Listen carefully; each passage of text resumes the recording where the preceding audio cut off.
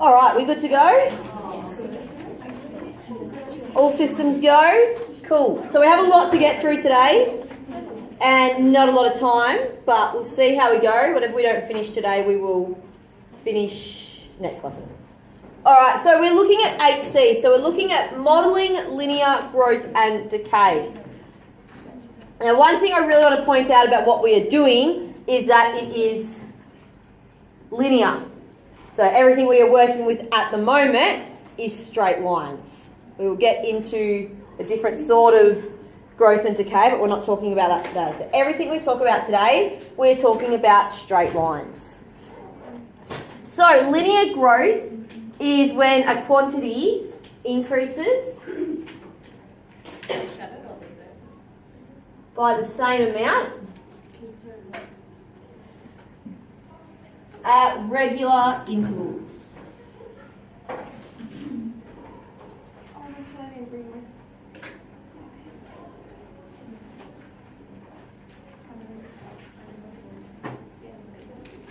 And linear decay is when a quantity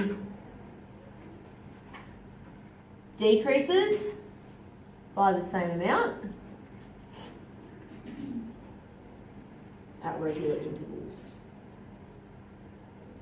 So they're the same thing, except one is increasing and one is decreasing. So when we're growing something, we're increasing it. When something's decaying, it's decreasing.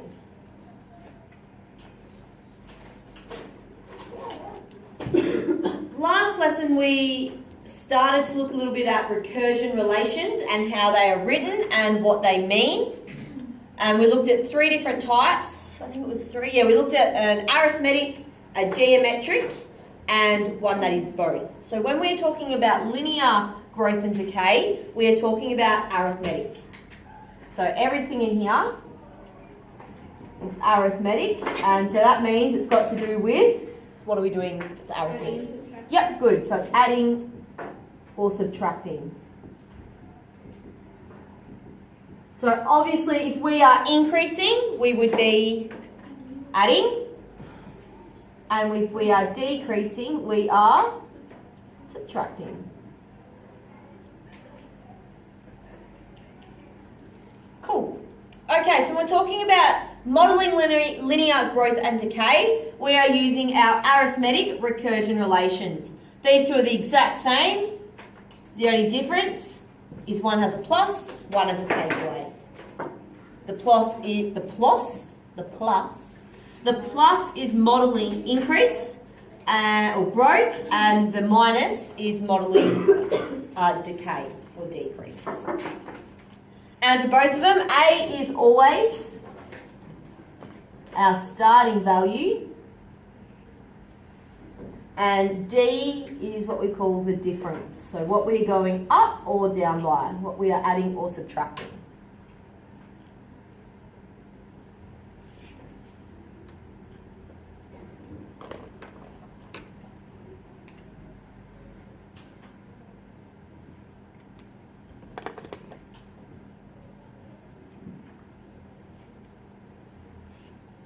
Any questions about any of that at the moment? All good? Cool.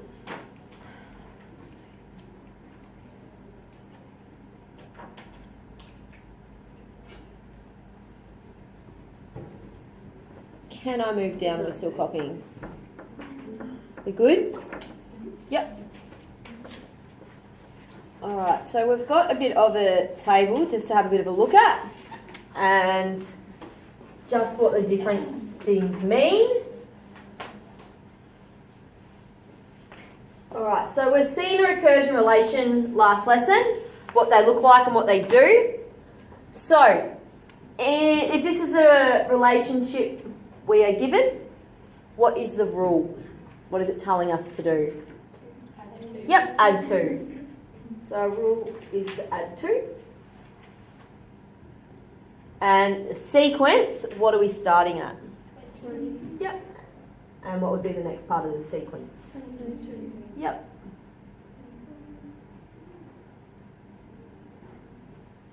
That's going to continue, so we need to put those 3 little dots.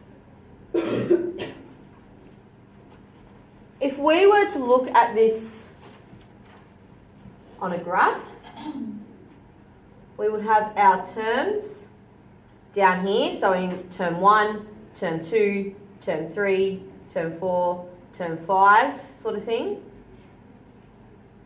And we would have our values on the side. And let's just start at 20 because that's where our values are starting.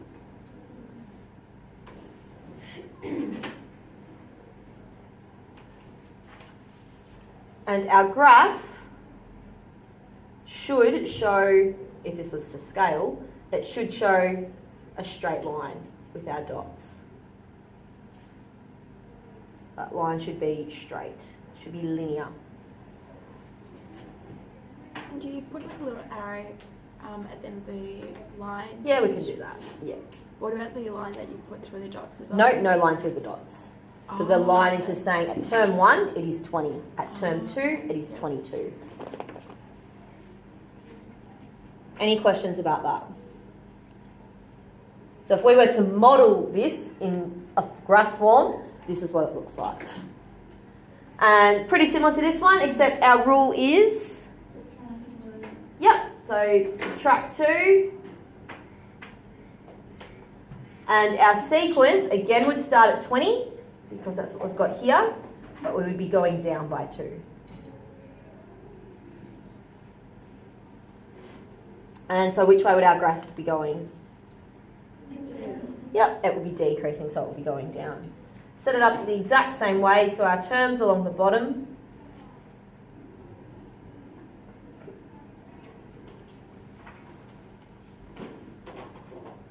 And it's important to note that the terms or the numbers I'm putting on this y-axis are not necessarily corresponding to these.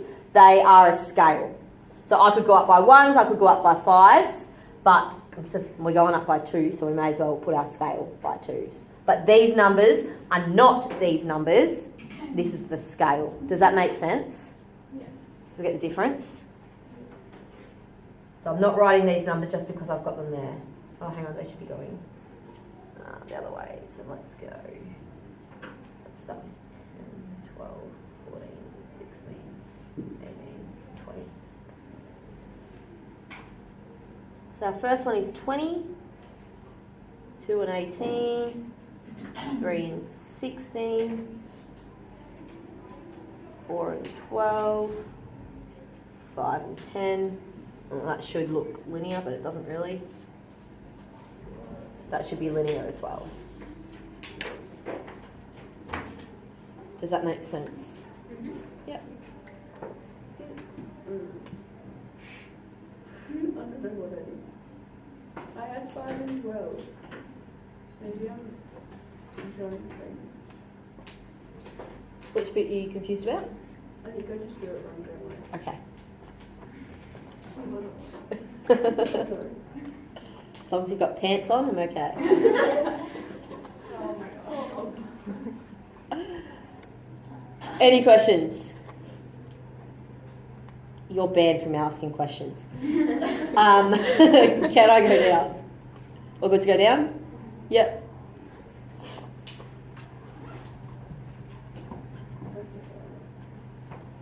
All right.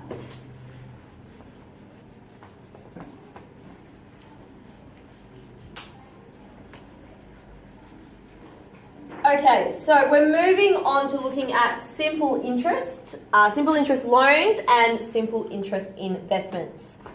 So what does it mean when money is invested? What does that mean?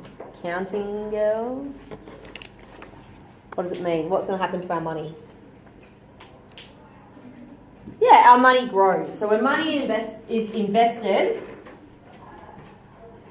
it gains, well, that looks like grains, gains or earns interest.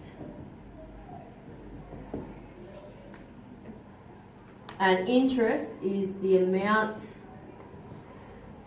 of money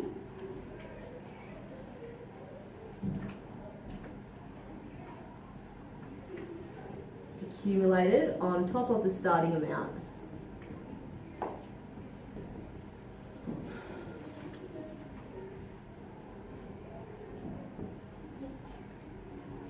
So for most of this unit, we will be working with money as well.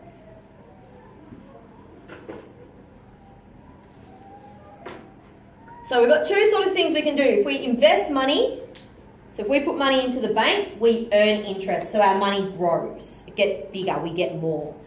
If we borrow money, it means we've taken money away from, we've either got it from a bank or we've got a loan from someone, and it means we have to pay back that money plus the interest. So that still earns interest on it, but that means that we have to pay back what it's earned. Does that make sense?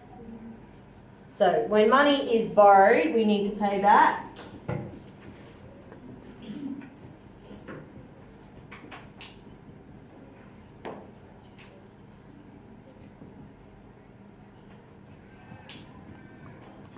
The original amount plus interest.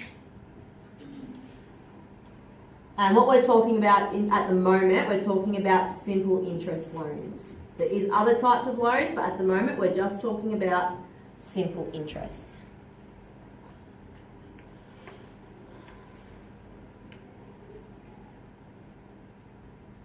And simple interest is when a fixed amount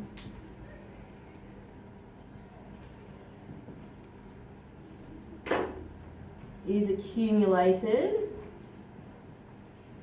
so either earned or paid back at regular intervals. So when we're talking about simple interest, we're talking about a certain amount. So let's just say we're earning $50 a month. So that means every month we get an extra $50. All right, it's got nothing to do with how much we've got in the bank. It's got nothing to do with how much we're taking out of the bank. We just get $50 every single time, regardless of whatever else we do. Every single time, the interest that we earn is exactly the same. It's not a percentage of anything. It is just the same amount of money, regardless of anything else. Does that make sense? Every single time it goes up by 50. The original amount that is invested or borrowed is called the principal. Principal amount. So we're talking about the principal, that's the original amount that we have. And simple interest models linear growth. And I'm sorry to make you write an essay on a Friday afternoon. Most have written in a while, I reckon.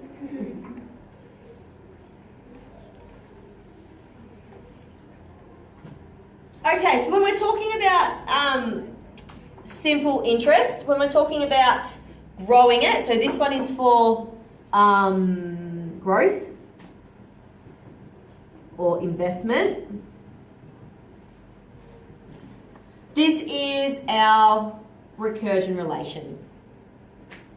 So our V0, which is our starting amount, is the amount of money that we've started. So usually if we're talking about something investing, we're probably going to have some sort of bank scenario. We're investing some certain amount. So whatever we put into the bank at the very start, that's the principal amount. And then this is just a recursion relation with the plus D. So obviously we're growing our money if we're investing it. Before we can write this, the first thing we need to do is we need to find our D. We need to find the difference. So to do that, we've got our R, which we know as ratio, over 100 times our principal amount. Once we find D, then we can put our D, whatever that equals, we put our D into our recursion relation. The ratio is just what we're going up or down by. So quite often it will be told to us as a percent. We need to work out that percent as a value. Does that make sense? We'll do an example in a moment, which hopefully will make even more sense. I was going to say R is how much you go up or down? Yeah. And it can only be used in percent. It will be an amount because it's simple interest. When we look at compound interest, it will be different. So keep in mind that this is all to do with simple interest. And I was going to say something, I can't remember what else I was going to say.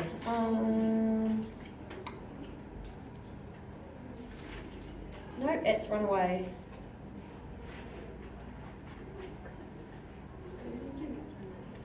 Mustn't have been that important. Cool. All right. So, any questions at the moment? All good? All right, let's have a look at some examples. Can I move down? Everyone got that? Yeah. Yep. I just got down too far. Okay, so let's have a look at Cheryl. Hopefully Cheryl's got her pants on too. It's never going to get old, that joke. In the South next week, we see. Can you imagine at the end of the year, in the exam, if there is something about pants, every single one of you will crack up laughing. Oh, remember we had that teacher and she moved to China? I wonder if she's got her pants on.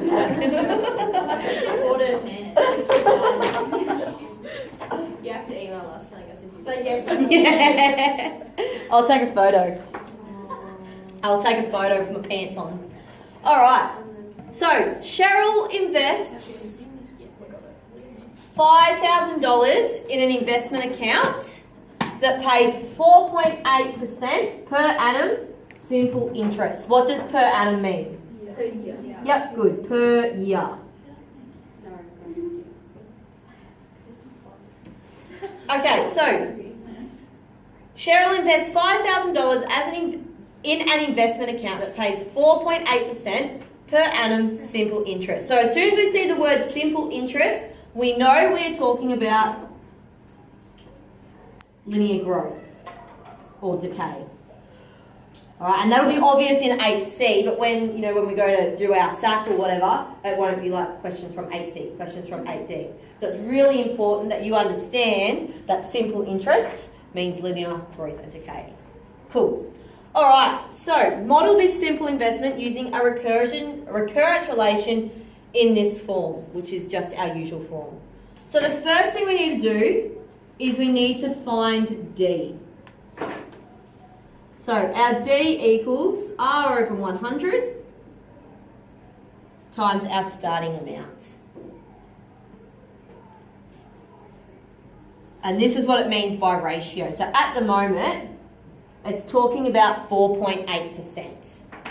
So we need to find our difference. What is 4.8 of 5,000? So when we're talking about simple interest, we calculate what we're going up or down by on our principal amount. When we go into compound interest, we'll calculate it on each amount. But simple interest is calculated on our principal amount. So this is why we need to do this first. We need to find our difference, whatever this equals. This is what we go up or down by every single time. So our ratio is 4.8 over 100 times our starting amount, which is 5,000. Put that into our calculator, and And you have to show what comes out of that. You can't just say. no, if you can find it, you can just say D equals. Yep, that's fine. I'm just making sure you know how to do it. Yeah. No, that's okay. All right, once we've found our D, we can write our recurrence relation, and it is so important that we put this bit first, our V0. So we found D, now we can write our recursion relation. So V0 equals 5,000. That is our starting amount, that is our principal amount. And then we're going to write the rest of it. So Vn plus 1 equals Vn plus what we just found. So 240. And that's the answer to that. So the only two things you need to put in is this and that. The principal amount and the difference. Does that make sense? So what this is, yeah. would you always get the principal amount in the question? At the moment, yes. There will be times when we don't, but we're not going to worry too much about that at the moment.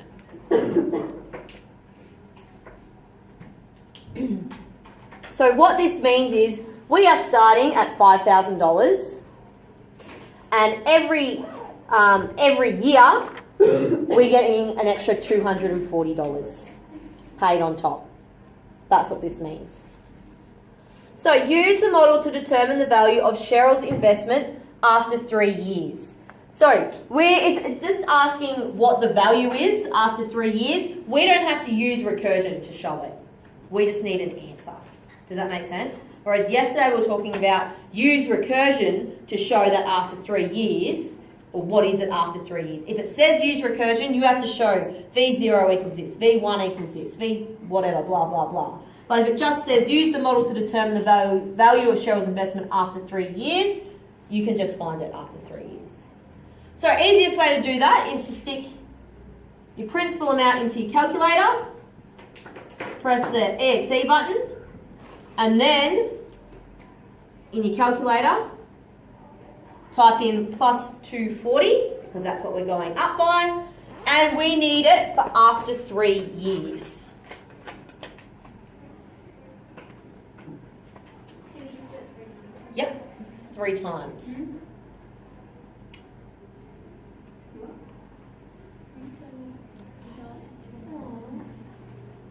And what do we get after 3 times?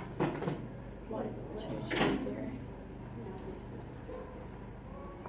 Sorry? I got 1,220. No. I think you're going up or down by too many. 1,720. 5,720?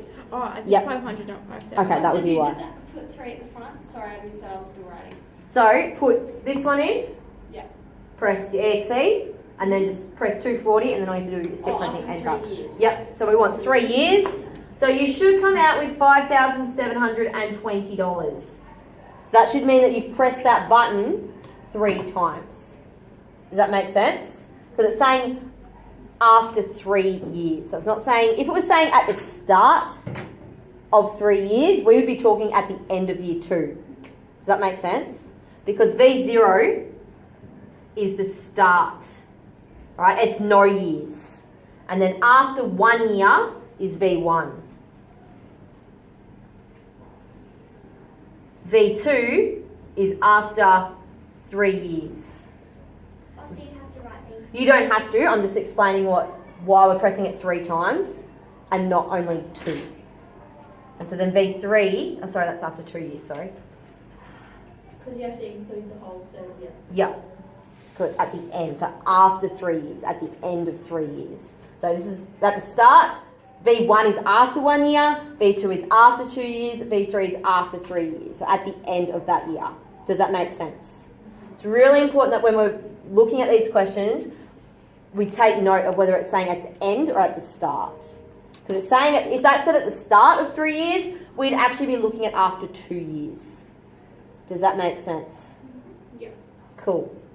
Okay. When will Cheryl's investment first exceed $6,000, and what will its value be then? So, same thing, we're just going to keep pressing plus 240, plus 240, plus 240 until we get over $6,000.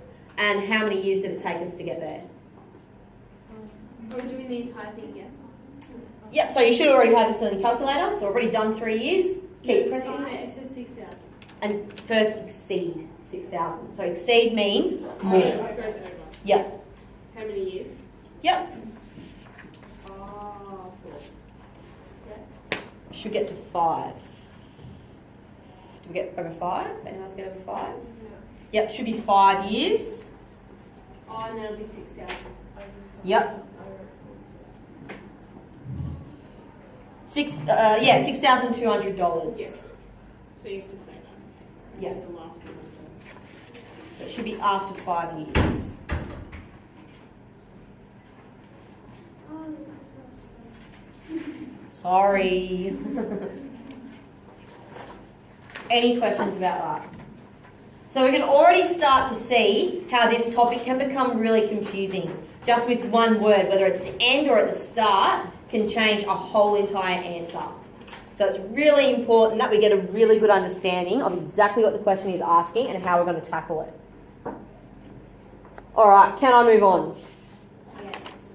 Cool. nice solid answer. Is this the hardest one? Yeah, this is the hardest topic.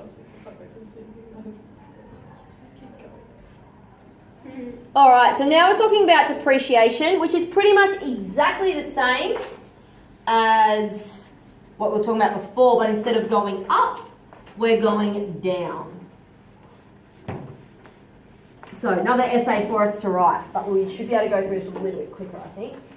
Maybe not. We've got a few other things. I don't know, we'll work it out, hey. Cool. Don't look so interested, Molly. All right, depreciation is when the value of an item decreases.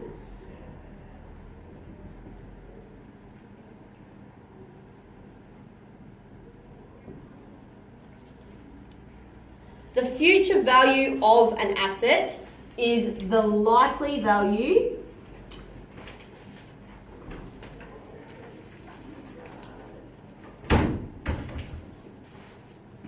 of the asset after a certain amount of time.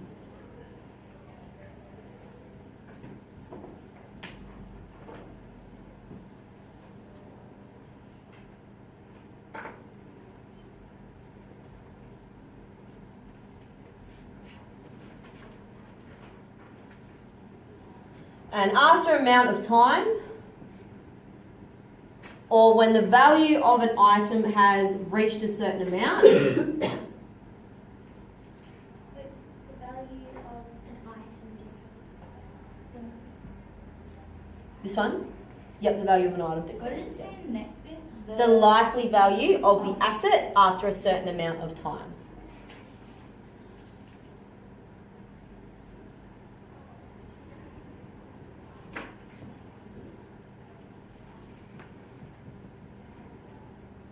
So then the next bit is after an amount of time, or when the value of an item has reached a certain amount, it is called scrap value. And that certain amount will be different things for different items.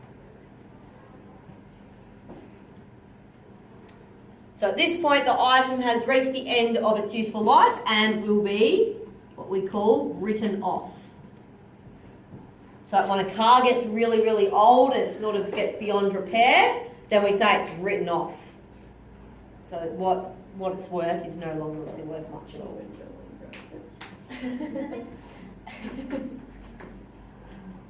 Or it's going to cost more to fix it than what it's actually worth. She will. What? What? No, we're just laughing at Jolie this time. Okay, good. I don't believe you, but good. She wrote off her mum's son. Oh, you're joking. Oh, I'm lucky. What's that? Was it an expensive car? It was a Mazda. Did you get a car? No, she wrote one off. I got crushed. She crushed it. Oh. Were you okay though? Yeah, that was fine. That's good. Yeah. Was it you on the L's or your P's? Alex. Oh, so there's someone else in the car. Yeah. So you could explain that. Yeah. Yeah. Whose car was it? My mum's, yeah. How'd you do it? Well, I was driving straight and then I was turning right and it was like just a green light, so it wasn't a green arrow, and there was cars coming on and it went orange, and so I thought that person was going to stop, so I went, but they didn't stop. And then Oh, that's exactly what happened to Connor. Oh, that was scary. Unlucky. Are you scared? yeah, I was crapping myself, and there was like 2 little kids in the other car, and so I was freaking out about them, but they were fine. I would have been like, ah! And it was fully written off. Yeah, both of them. Poor thing. This is not It's what I like need. ready to fix. Yeah, My you can't dad's- fix my it. dad's car. Like it's so expensive, yeah, either way. All right, we'll focus on this. We'll try and get through a little bit more. So, let's go a little bit. Okay, so to estimate the future value, That's going to be on video, isn't it? it is, yeah, this story. To estimate the future value, 2 techniques can be used, and these are flat rate depreciation and unit cost depreciation. And these can both be modelled by a decay recurrence relation. So is simple interest growth, Simple interest is growth, yes. and then this is then decay. So this is going down.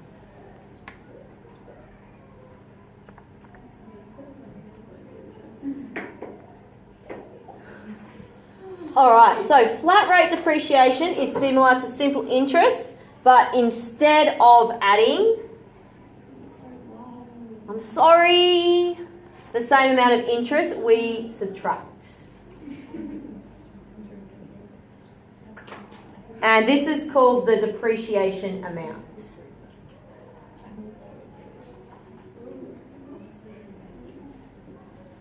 And the recursion relation for this is exactly the same, except the only difference is the takeaway for the D. Because we are going down. We are depreciating. I know, sorry. Sorry. You should be. I am. I just said I was. Gosh. It's actually the same as on like the next little bit, so it's kind of okay. Oh, that's Oh, almost. All right. Can I move on? Yes, please. Yes. Yes, please. Okay. Oh, actually, we don't have much to go. Oh, We also don't have much time. I know.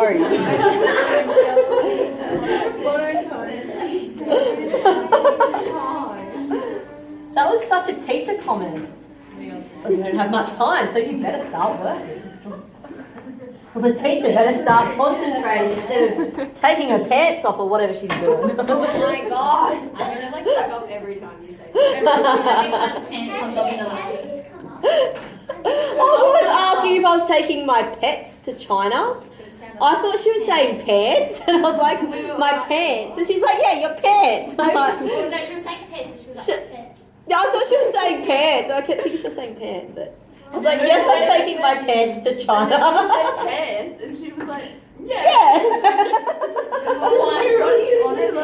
Yeah, it's a weird exchange. That was. The weirdest fucking incident of the week. All right, yes, come on. Okay.